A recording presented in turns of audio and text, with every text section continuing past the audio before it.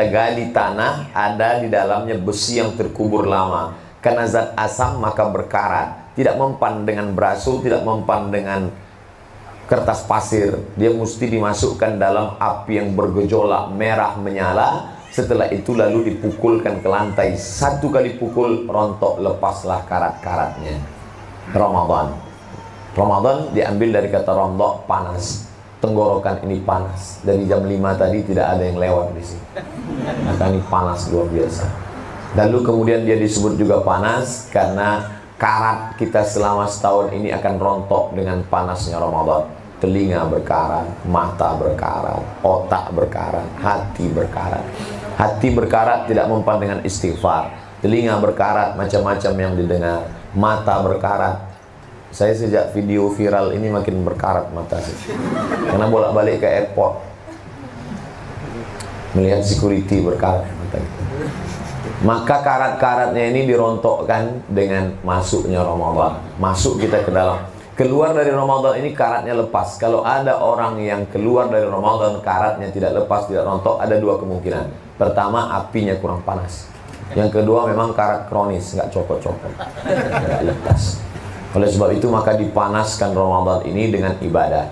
Ibadahnya ada berapa macam? Banyak sekali. Saya akan jelaskan sampai azan maghrib. Inilah ceramah yang terpanjang, yang paling lama. Saya memang Ramadan ini bisa dihitung berapa kali cuman ceramah buka puasa. Karena saya menganggap ceramah yang paling efektif itu setelah Isya menjelang tarawih atau setelah tarawih.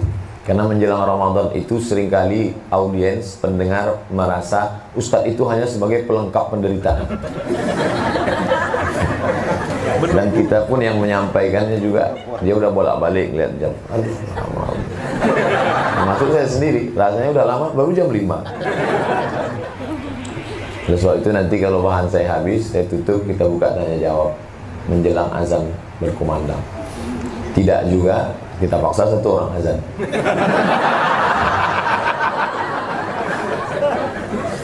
Ibadah yang pertama adalah sesuai yang tertulis dalam Al-Quran. Ya ayyuhalladzina amanu, hai orang beriman, kutiba alaikumus syiyam. Nama ibadahnya syiyam. Syiyam itu padanan katanya adalah imsak. Imsak artinya menahan, menggenggam. Saya menggenggam mikrofon, ana umsiku mikrofon imsakan. Imsak artinya menggenggam. Kenapa artinya menggenggam? Karena orang yang puasa itu menggenggam. Sebagaimana dia menggenggam kuat, erat, ketat, keras, begitulah genggamannya. Yang digenggamnya apa? Yang pertama dia genggam lehernya, sehingga apapun yang halal tidak lewat. Padahal minuman itu halal, makanan itu halal, tapi kenapa tidak lalu di lehernya? Karena dia genggam. Yang kedua dia genggam telinganya. Inna sam'a wal basar. Setiap kali menyebut pendengaran, penglihatan, pasti yang disebut pendengaran dulu. Karena memang Allah Ta'ala pertama kali menciptakan pendengaran. Hal ata 'alal insani hinum minad dahri lam yakun syai'an madhkura. Inna khalaqnal insan, kami ciptakan insan manusia, min nutfatin amsyajin, dari sperma yang bercampur dengan sel ovum, sel telur, faja'alnahu sami'an basira. Kami jadikan dia bisa mendengar, bisa melihat. Maka telinga digenggam, tidak mendengar macam-macam. Alhamdulillah Ustaz, di bulan Ramadan ini suami saya semua CD-CD lagu-lagu yang tidak baik dia sudah masukkan, semua buang. Dia ganti MP3 Syekh Abdurrahman Sudes, Syekh Su'ud Surem, Syekh Mu'aikli. Alhamdulillah. CD-CD-nya di mana? Simpan di koper. Ntar habis Ramadan keluar lagi. Lalu kemudian mata juga. Selama ini mata melihat kemana-mana, tapi di bulan Ramadan mata genggam. Makanya dari tadi saya nggak ada ngeliat ibu-ibu. Kalaupun ngeliat dikit-dikit. Sampai-sampai pikiran, apa yang terlintas di pikiranmu, yang terbersit di hatimu.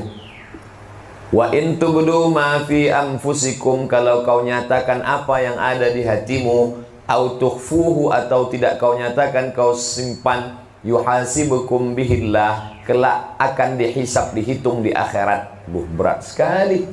Yang terlintas di hati pun tetap juga dihitung. Akhirnya datang mereka menghadap ke Rasulullah. Ya Rasulullah, kalau gini hidup kami nggak sanggup. Masa semua yang terlintas di hati dihitung? Kita duduk di pinggir jalan, ngelihat orang besar pakai baju kekecilan, orang kecil pakai baju kebesaran. Tentu terlintas macam-macam. Masa dihitung juga di akhirat? Kalau gini kami nggak sanggup ya Rasulullah. Turun ayat, la yukallifullahu nafsan illa wus'aha. Kalau di luar kemampuanmu kamu nggak dihitung. Makanya kalau sekedar terlintas, tahan. Makanya kadang orang nggak ada angin, nggak ada hujan, tiba-tiba tepok jidat. Astagfirullah. Itu artinya ada terlintas sesuatu. Astagfirullah. Kenapa mas ingat sesuatu? Ingat apa? Ingat mantan. Nah, oleh sebab itu semua digenggam. Mulut digenggam. Alhamdulillah sekarang. Kalau dulu orang ngomongin aib bicara orang lain, sekarang alhamdulillah mulut udah berhenti. Kemana? Pindah ke jempol. Al-yawma nakhtimu ala afwahihim, hari itu mulut terkunci. Wa tukallimuna aydihim, tangan ngomong. Nauzubillah.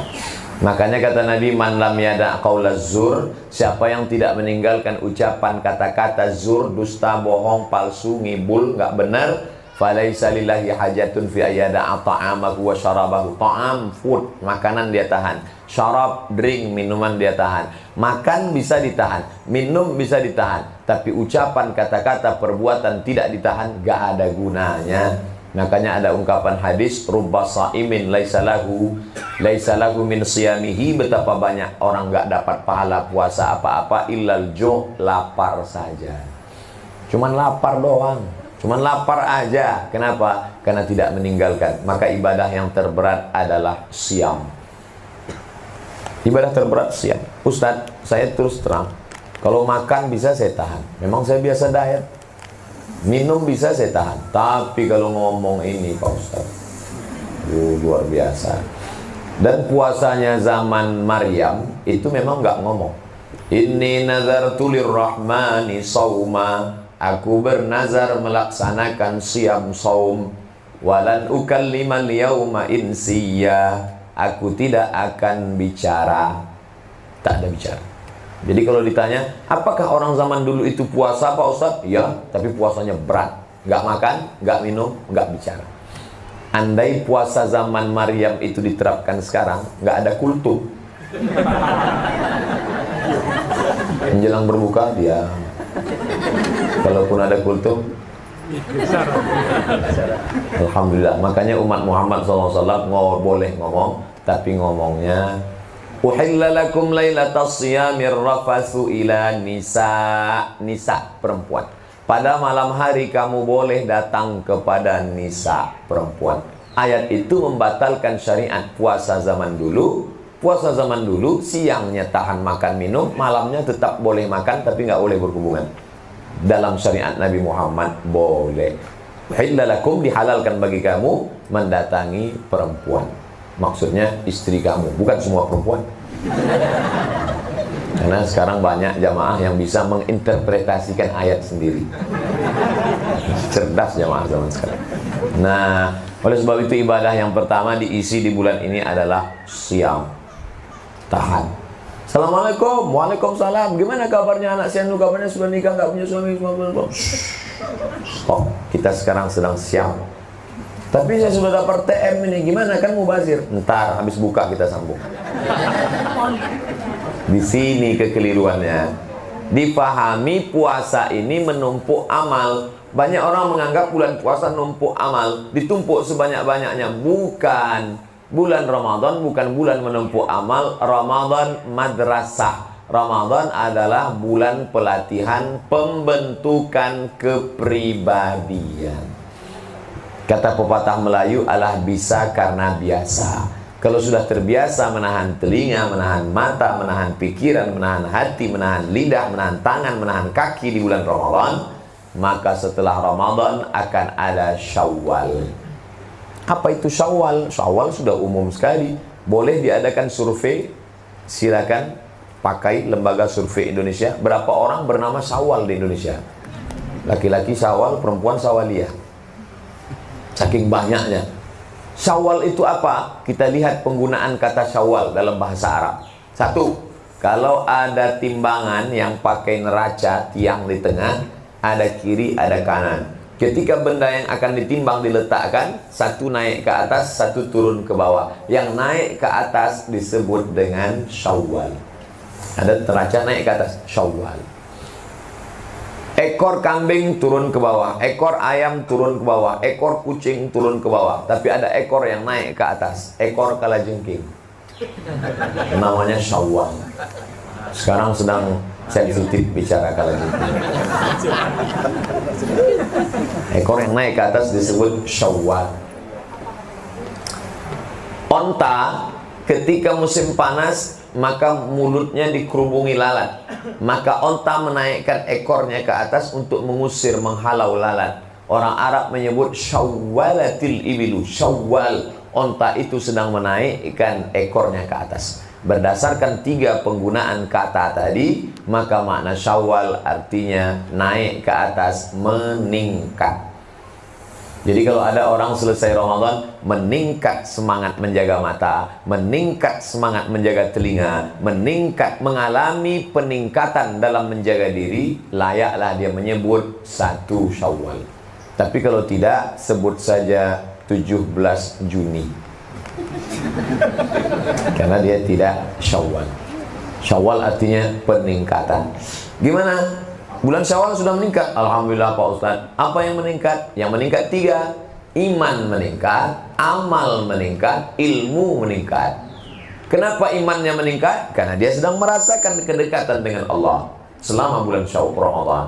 Kenapa ilmunya meningkat? Kultum subuh, kultum zuhur, kultum asar, kultum maghrib, kultum isya, kultum tarawih, kultum tahajud malam. Kenapa amalnya meningkat? Sholat, zakat, puasa, haji, tarawih, iktikaf. Banyak amalnya. Maka yang 3 meningkat, iman, ilmu, amal. Alhamdulillah Pak Ustadz, saya 3 meningkat. Kolesterol, gula darah, 1 yang turun, asam urat, turun ke kaki. Anggaplah ini Ramadan terakhir. Ini Ramadan terakhir. Ustadz Felix, anggaplah ini Ramadan terakhir dan ini pertemuan kita yang terakhir. Setelah ini kita akan ketemu ya di tempat lain. Oleh sebab itu kata Nabi, kalau sholat, sholatul muwaddi', seakan-akan sholat terakhir. Ini sholat terakhir, habis ini saya nggak tahu, mungkin mati selain. Maka kan khusyuk sekhusyuk-khusyuk. Makanya banyak orang sholat santai, nggak khusyuk. Kenapa? Nanti kan ada lagi. Begitu juga dengan Ramadan. Kamu kenapa santai Ramadan nih? Tahun depan kan ada lagi Ramadan. Ramadannya ada, kita belum tentu ada.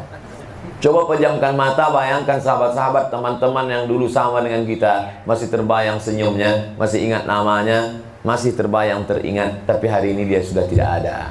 Kita mau datang ke rumahnya, hanya anaknya, hanya keluarganya. Santunan anak yatim, karyawan PT, BUMN, perusahaan Anu. Ini kawan-kawan kami yang tahun lalu masih buka bersama loh Pak Ustadz. Hari ini sudah nggak ada.